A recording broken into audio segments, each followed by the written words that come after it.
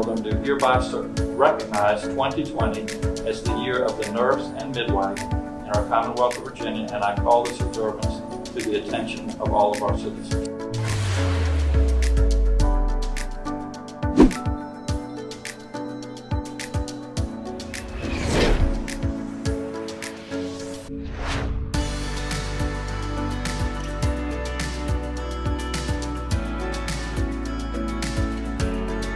Now therefore I, Ralph Northam, do hereby recognize 2020 as the year of the Nurse and Midwife in our Commonwealth of Virginia, and I call this observance to the attention of all of our citizens.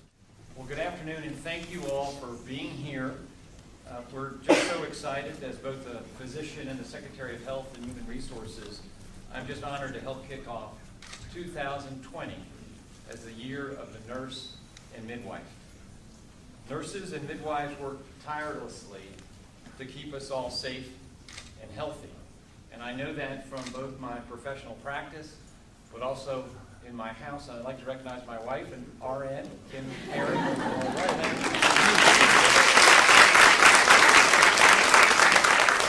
in her scrubs, and I'm glad she was able to get her colleagues to cover her for an hour to come and be with us today. And also, I know that as a physician, when I started my medical training almost 40 years ago, when someone writes an order,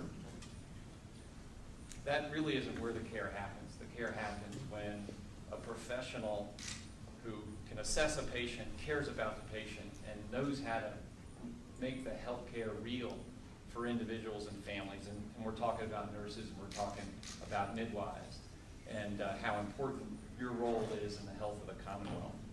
And one last thing I'll say, I remember when my wife Kim came back from a medical mission trip to Jamaica not too many years ago, and we were discussing how it was, and her conclusion was she just loved to be around a bunch of nurses confronting problems, solving problems, supporting patients and families, supporting each other, and supporting the whole team. And I think for me that sums up really clearly how important nurses and midwives to the health of the Commonwealth and for our overall improvement in health. So now I'm just thrilled to introduce someone who needs no introduction. As Virginia's first physician governor, also knows how critically important these professions are. So please help me in welcoming the 73rd Governor of the Commonwealth, Ralph Northam.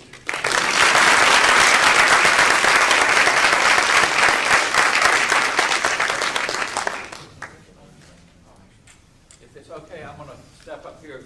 Good afternoon. First of all, Dr. Terry, thank you so much for your kind introduction, and also thanks for all your service to the Commonwealth. I like to brag on our cabinet secretaries. We were elected in November of 17, and then you literally have about 8 weeks to put your cabinet together, and 15 cabinet secretaries and agency heads, and you really like to bring in people from outside of our little circle that have experience and that can really contribute to moving Virginia forward. And so it was just really neat that Dr. Carey chose to serve as our Secretary of Health, and he's just done a great job. I also see our Commissioner of Health, Dr. Oliver. Thank you so much for what you're doing. These two men and their teams deserve a lot of credit, as if I know everybody has been watching the coronavirus, and we certainly are very aware of that in Virginia. Part of our job in Virginia is to keep everybody safe. So for the midwives, how many midwives? I hope this isn't too personal for you all, but Pam and I have 2 children. We've been married for a number of years. I was in the Army, and we had our children when I was serving in the Army. And our first child was born at Walter Reed. And Pam, toward the kind of the latter part of her labor, thought it would be a good idea to try an epidural. I know that nurses and midwives. All the anesthesiologists at Walter Reed were in the operating room.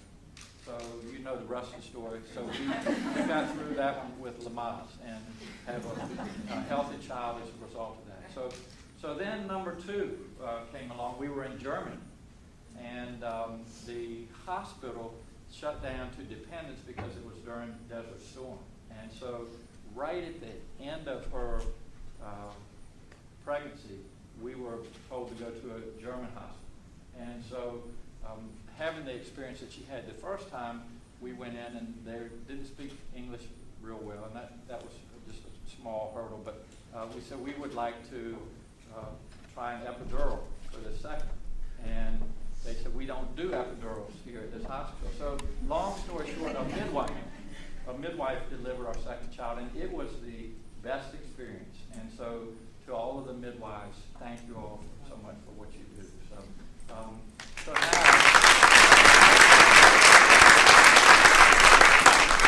now for the nurses. How many nurses? Yeah. So my mother was a nurse. My mother-in-law is a nurse. My sister-in-law is a nurse. Wow. And as a pediatric neurologist, I have spent over 30 years taking care of children and their families, and just have had so many good experiences with nurses. So I appreciate all that you do. And so I would just tell you my nurse story, one of my nurse stories very quickly. My first day, and Dan, I think you can, and Dr. Oliver relate to this. My first day as a doctor, they put me in the NICU in San Antonio, and I was scared to death. And they said, we have a baby, a term infant who is tachypnic, and you need to go evaluate him. I said, all right. So I walked up to the isolette, had my stethoscope on, and sure enough, it was a term infant who was breathing just like a freight train. And I stood there and kind of looked. And anyway, a nurse who was, I think, certainly more seasoned than I was, she said, Dr. Northam, it looks like TTN, doesn't it? And I said, yes, ma'am, I think that's exactly right. And I had no more clue what transient tachypney of the newborn was than the trash can beside me. But anyway, that's just one of my stories how nurses have saved me. And I always tell I teach a lot of medical students and residents, I say, listen to the nurses. If you listen to the nurses, that things will go well for you. And most of them take that advice, but not all. So anyway, the last thing I wanted to say, and I know you all have a busy day, but is that, when we look at our economy in Virginia, and that's certainly part of my job, is to make sure that people have jobs in Virginia and that businesses will continue to thrive. And right now, our economy is doing well. Our unemployment rate in Virginia is at 2.6%. It's the lowest it's been in just a number of years. And businesses want to come to Virginia, and that's a good thing. But the point is that nurses and midwives are in very high demand. And so I would just continue to advocate for what you all do, and also encourage our youth that these are wonderful career choices to make. And our job, working with our businesses, working with our hospitals, our providers, is to make sure that we're educating our youth to fill these high demand jobs. So I talk to the young folk all the time, but it's a good time to be in school, good time to be in training, good time to be looking for a job, because I have not talked to a clinic or a hospital that is not in high demand or high need of nurses. So anyway, thank you all for all you do. We actually have a proclamation, and that was probably the main reason I was supposed to come here, not to tell all my personal stories, but we have a proclamation that establishes 2020 as the year of midwives and nurses, and so I wanted to thank you right on time. Do we have Felicia and Katie? You all can come forward, please. How are you doing today? Good. Good to see you. So this is a proclamation, and Politics 101 is you learn to not read the entire proclamation. There are a lot of whereases, but I will read, I believe, the last couple of whereases. Whereas professional nursing has been demonstrated to be a crucial component of safe and high-quality care, and nurses are consistently ranked as the most ethical and trusted profession. And whereas the Virginia Department of Health Professions licenses certified nurse midwives as licensed nurse practitioners to provide health care to women throughout their life, including pregnancy and birth, and certified professional midwives as licensed midwives to serve women during the childbearing year. And whereas midwifery care has been shown to lower the rate of cesarean birth, preterm birth, and low birth rate infants, all of which significantly increase morbidity and the cost of care.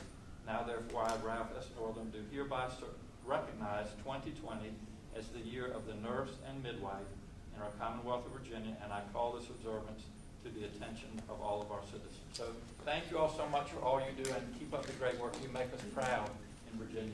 Thank you.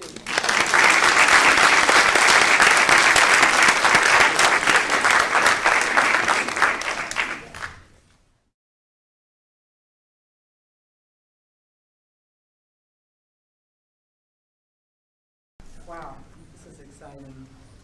I'm so happy to be here. My name is Dr. Kalisha Taylor, and I am a nurse and the director of Global Health Access Institute. And I would like to thank Governor of Virginia, Ralph Northam, Secretary Carey, Deputy Secretary Berger, Rachel Becker, and all the staff for making this happen. This is historical on many fronts. I think this is, for nursing, I think this is the first of state to do a proclamation, so this is very exciting. Let me say today, I'm proud to be a resident of Virginia and especially a nurse. For some, this gives you a little background about the Nursing Now.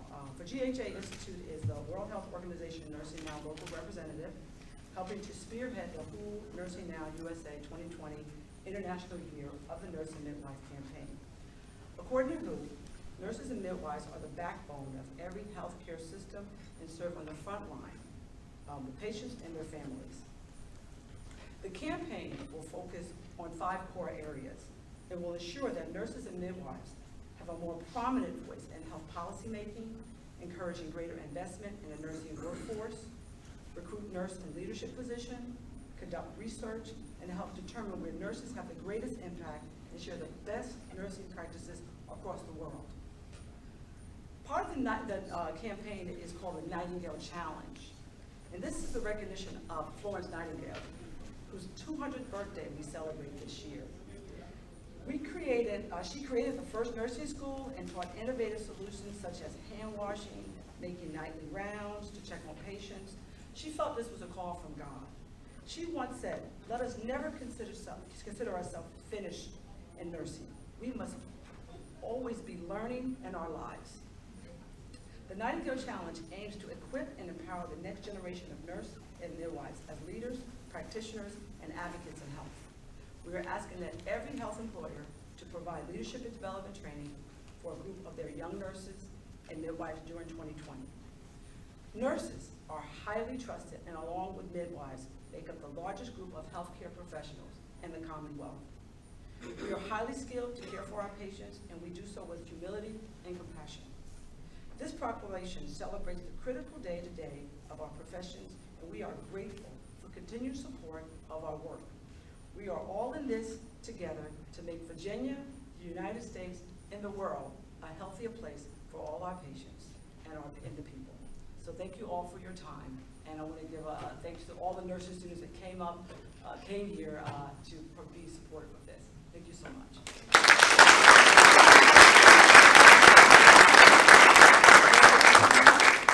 I'd like to introduce now my colleague, Katie Page. Thank you. Great. Tammy, would you join me? Tammy McKinley is the current president of the Virginia Midwives Alliance, which represents certified professional midwives in the Commonwealth. We are so thankful to the governor for taking the time to honor and celebrate our work. Thanks to you, Secretary Carey, and your team for guiding efforts over the past year to understand the issues important to Virginians related to access to midwives and maternity care. Virginia ACNM advocates for certified nurse midwives and certified midwives to be able to provide care in accordance with our education, training, and national certification. The Virginia Midwives Alliance advocates for certified professional midwives to be able to provide care for pregnant and postpartum people and newborns in homes and in birth centers in accordance with their education, training, and national certification. We provide this care while working with other members of the healthcare team, including nurses, nurse practitioners, physicians, and doulas. Midwifery care has repeatedly been demonstrated to reduce the frequency of cesarean birth, preterm birth, and low birth weight infants, and increase the frequency and duration of breastfeeding while promoting high satisfaction and reduced cost of care, even in the U.S. We applaud the governor's focus to improve outcomes, especially among Black and brown women who continue to experience maternal morbidity and mortality at more than twice the rate of white women. We hope that Virginia will increase access to midwifery care by reducing licensure and practice barriers, improve reimbursement for birth in all settings, and increase the number of midwives providing labor and birth care in all hospitals. Thank you.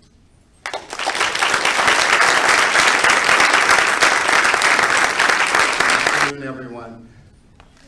We're really in a wonderful position here in Virginia with a governor who's a physician, a secretary of health and human resources who's a physician, and a state health commissioner who's a physician.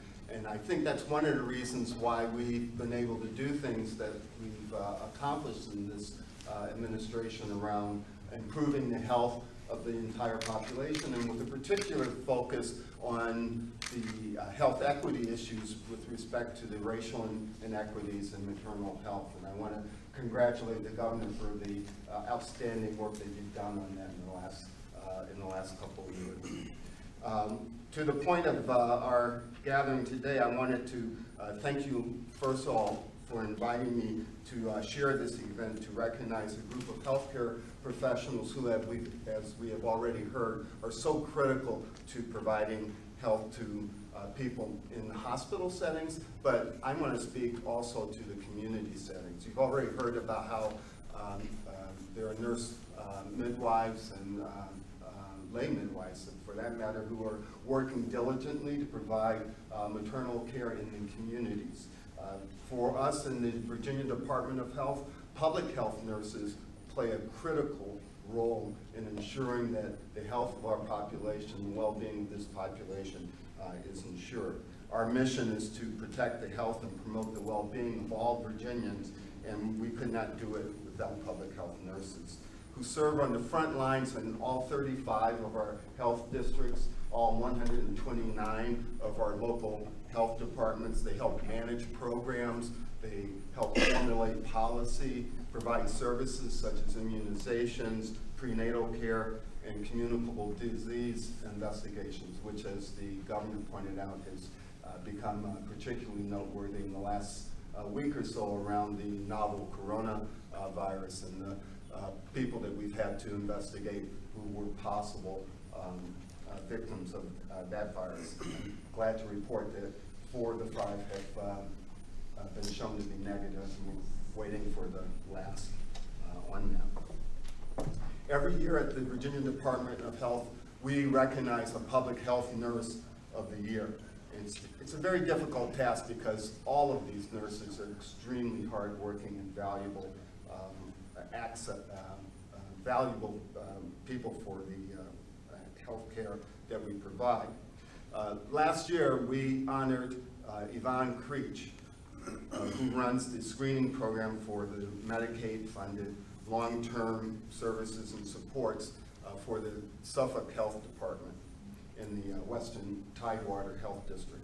Creech's colleagues described her as someone who works tirelessly to ensure clients' needs are met and who excels at customer service. She and other nurses prove time and time again they will go wherever they are needed. In September of 2018, she was one of 34 VDH and some Medical Reserve Corps nurses who volunteered to deploy to North Carolina to assist those who had been displaced by Hurricane Florence. Our nurses also partner with the schools. They go into jails as well to provide care. And as was just noted, nurses are the largest members of the healthcare professions, and without you, we could not take care of people at all. I enjoyed your stories, Dr. Governor Northam. I have many similar stories of being saved time and again by nurses on wards. And I'm sure my patients greatly appreciate that someone intervened to point out what I might really like to do. So anyway, I just want to offer my congratulations to all of Virginia's nurses and midwives, and I want to thank you for making a difference in the lives of all Virginians. Hello everyone, my name is Natasha Coleman and I'm a fourth-year nursing student at the University of Virginia and a 2019 Governor's Fellow. Growing up, I was inspired to become a nurse after seeing my mother take care of older adults as a personal care assistant. I looked up to her as she cleaned, cooked, and developed genuine connections with each person she worked with. I took an interest in public health and health policy many years later when I interned at the Richmond City Health District. Over the course of my studies at UVA, I learned what it means to be a patient advocate and how nursing can truly change the lives of citizens when we stand up for what is fair and just. This past summer, I had the opportunity to assist in many policy projects within the Secretary's office, and it lit a fire inside of me. I sat at tables with the smartest and kindest individuals that shared the same goal as I, to make Virginia the healthiest state to live. The Nursing Code of Ethics calls for each nurse to be actively engaged in advocating for our patients, and I believe 2020 is the year for such. Advocacy means publicly supporting what is right. We all see the challenges that our patients are going through, and it extends past the walls of the hospital. We must approach our work from both a clinical and policy perspective so we can better advocate and better care for our patients. So, while I am still very new to this profession and have yet to take the NCLEX to become an RN, a real nurse, let us take this proclamation as a reminder of how much a difference each of us makes every day in the lives of Virginians. Thank you to all who came to celebrate and reflect on the impact that nurses and midwives have and will continue to make.